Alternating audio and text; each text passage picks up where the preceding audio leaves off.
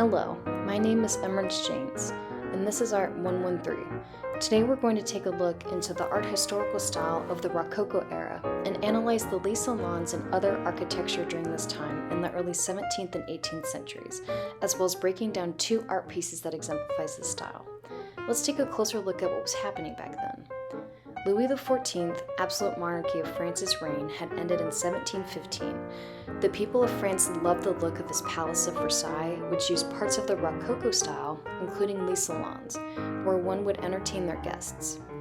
It mentions in A Beginner's Guide to Rococo Art from smarthistory.org by Dr. Stephen Zucker that at the end of the reign of Louis XIV, there was a shift away from the classicism and grand manner that had governed the art of the preceding 50 years in France, towards a new style that we call Rococo.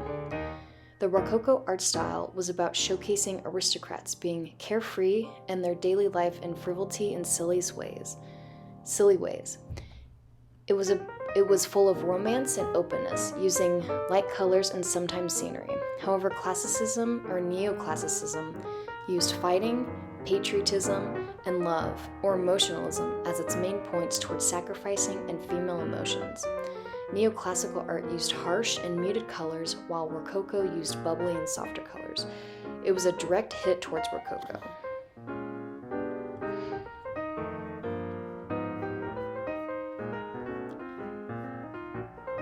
An artist from this time by the name of Jean-Antoine Watteau was one of the first people to have painted in this whimsical art style.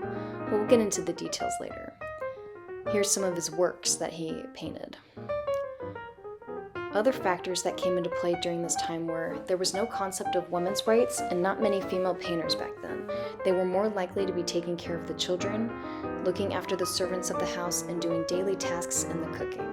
Men, however, ruled science, art, and were allowed to do pretty much any job imaginable. The Enlightenment, starting in 1715, had also played a huge role in forming the Rococo art style, and it went on after Louis XIV's death and used geometric designs in architecture. The Rococo art historical style, for paintings and architecture like the Les Salons rooms, consisted of whimsical and light colors using golds, silvers, ivory whites, pastels and blues, pinks, and so on. Paintings in the style used porcelain, bronze, or even shell-covered rocks in the art. The architecture you see here used an open concept with light coming in and asymmetrical designs. From Google Arts and Culture, it mentions how light tones prevailed in the interiors, console table, and chests of drawers above which were mirrors are integral parts of the wall surfaces. It also mentions new types of seating were developed, which, along with innovations in a constructive sense, also became more comfortable.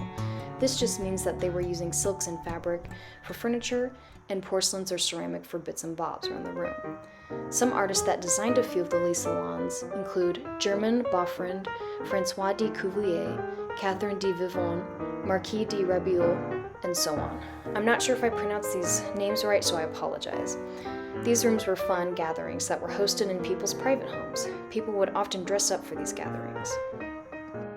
The book titled The Four Books of Architecture by Andrea Palladio goes in depth with what the Rococo style used for the architectural aspect of the rooms, such as stone, the different metals and leads used, and more. It mentions in chapter 13 the columns in each order ought to be performed in such a manner that the diameter of the upper part of the column may be smaller than at the bottom, with a kind of a dwelling in the middle.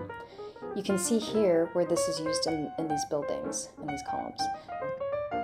In this first piece by Jose Campeche, in the Pictorial Solemnity of Campeche, from artsandculture.google.com, it mentions in this rendition of the Immaculate Conception, the Virgin is shown surrounded by clouds while standing over a crescent moon.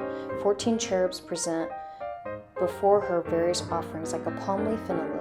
Campeche used hues of a goldish yellow, reddish pink, and blue for the primary colors, green as a secondary color, and an ivory white for the wings and gown from the subject of the cherubs. The purpose of this piece was a ritualistic and symbolic functions. This piece exemplifies how Rococo was used in the way of the soft light colors used with the golds, blues, and more. You will see he also used more highlights than shadows to show the light and frivolity in this piece. Jose Campeche used contour and movement in his lines to show the cherubs flying in the clouds, giving gifts to the Virgin, and a mix of geometric and irregular shapes in this piece.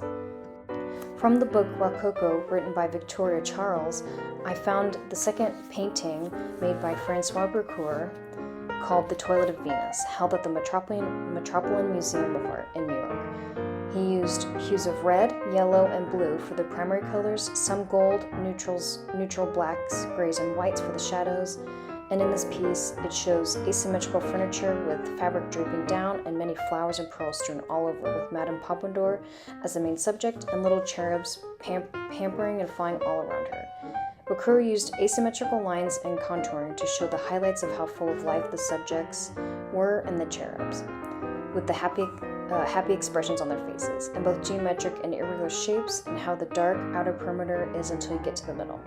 Madame de Pompadour was said to be the mistress of Louis XV and was Brocoeur's patron for some time until she died in 1764. Brocoeur's theme for this piece was for entertainment or expression of the imagination.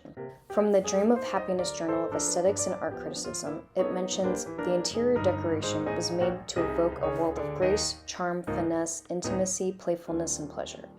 After taking a dive into the history back then and closely analyzing both of the Rococo paintings as well as the architecture that the people were fond of back then, I hope this gave you a better understanding of the Rococo art style. Thanks for watching!